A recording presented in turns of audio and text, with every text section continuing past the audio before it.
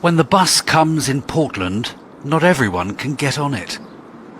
If they travel on the bus with the local community, there could be some sort of integration, because a lot of people are confused why they're here, and maybe a little chat on the bus, because that's where people do talk.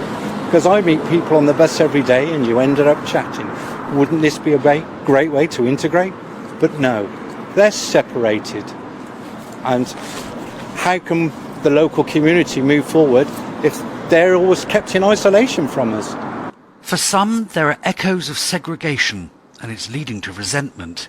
Resentment at the special buses, resentment at the healthcare the Bibby residents receive, resentment at the wet weather gear for hiking that Dorset Council provides. 6 months on from the arrival of the first residents on the Bibby Stockholm, the feeling in the local community is just as strong, just as divided and just as passionate as it always has been.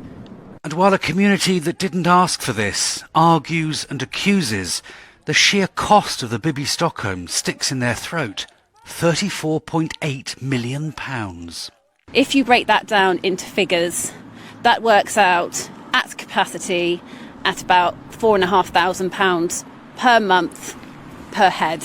And I mean, if you do a little bit of investigation, you can rent a really plush house in Sandbanks for that money, or an apartment in Chelsea each. Or, you know, you may as well just send them on a Caribbean cruise for a month, all inclusive, because that's what £4,500 a month will get you for your money. They were sold the idea the barge was cheaper on the taxpayer's pocket than asylum hotels.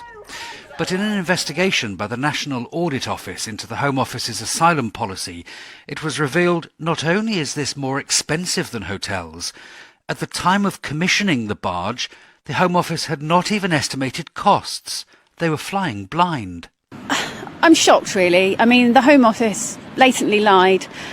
They told us that the Bibby Stockholm was to offer value for the taxpayer for housing asylum seekers. And we now know from the National Audit Office document that was released at the end of March that it's not just a little bit more expensive, it's exorbitantly more expensive. It's obscene, the cost, the money that is being thrown at this barge. In a statement, the Home Office told GB News, "We have always been clear that the use of asylum hotels is unacceptable, and that's why we acted swiftly to reduce the impact on local communities by moving asylum seekers onto barges and former military sites.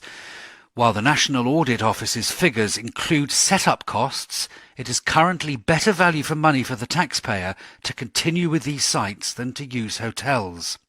But the taxpayers in Portland don't feel they're getting value. And they don't feel valued either. And it's starting to be a problem. Jeff Moody, GB News.